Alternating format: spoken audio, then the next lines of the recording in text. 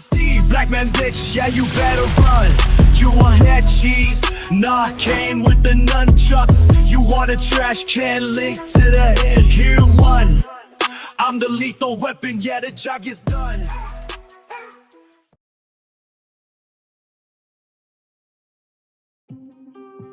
Steve Blackman's career in professional wrestling is a testament to toughness, perseverance, and raw fighting ability. Unlike many of his peers, he didn't rely on flashy moves or over-the-top charisma. Instead, he brought a unique blend of martial arts, legitimate toughness, and no-nonsense intensity that made him one of the most feared men in the WWF during the late 90s and early 2000s. Before stepping onto the national stage, Steve Blackman started his wrestling career in the mid-80s, competing in regional promotions across the United States and Canada. One of his most notable stops was Stampede Wrestling, the legendary Canadian promotion run by Stu Hart.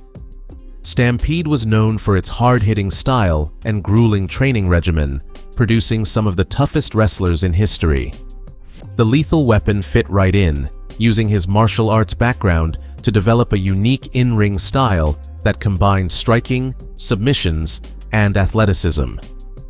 His early wrestling career showed promise, but in 1989, disaster struck. While traveling in South Africa, he contracted a severe case of malaria and dysentery. The illness was so debilitating that it left him bedridden for years. At one point, he could barely move, and doctors doubted he would ever fully recover, let alone wrestle again. Most people would have given up. Steve Blackman wasn't like most people.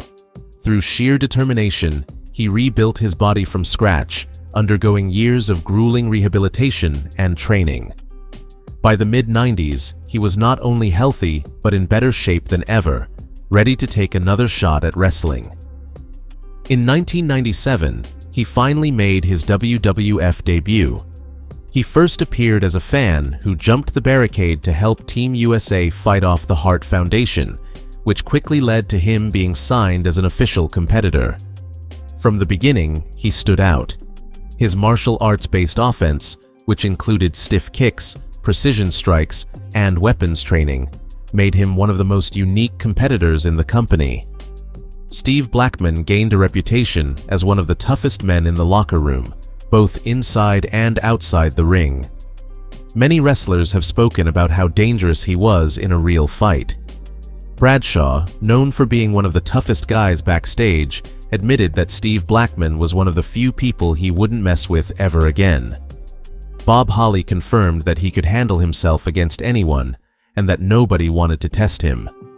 One of the most famous backstage stories involving Steve Blackman was a confrontation with John Bradshaw Layfield.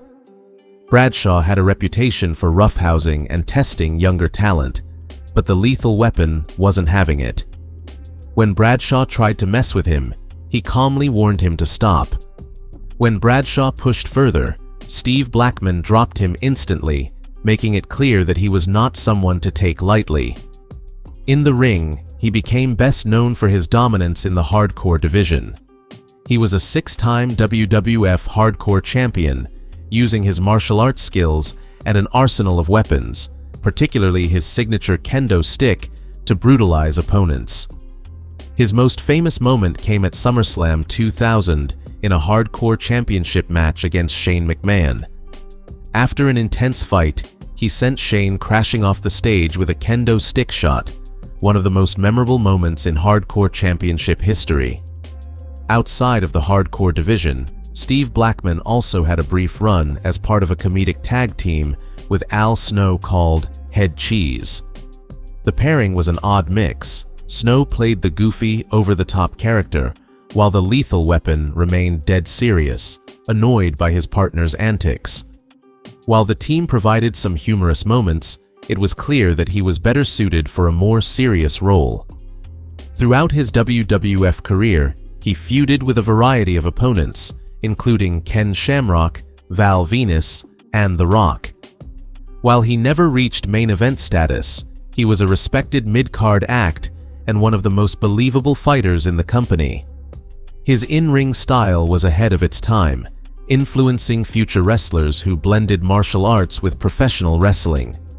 Steve Blackman left the WWF in 2002 and largely stepped away from wrestling. He focused on his martial arts training and even worked as a bounty hunter, further proving that his toughness wasn't just for show.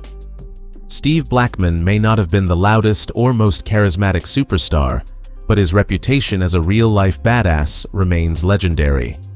Whether it was his hardcore championship reigns, his intense feuds, or his ability to shut down any backstage confrontation before it escalated, Steve Blackman carved out a unique legacy in professional wrestling that fans still respect to this day. From his days as the hired hitman for Vince McMahon to his comedic tag team with Al Snow. Whenever people speak of the Attitude Era, Steve Blackman is among those who carved out the greatest era in wrestling history.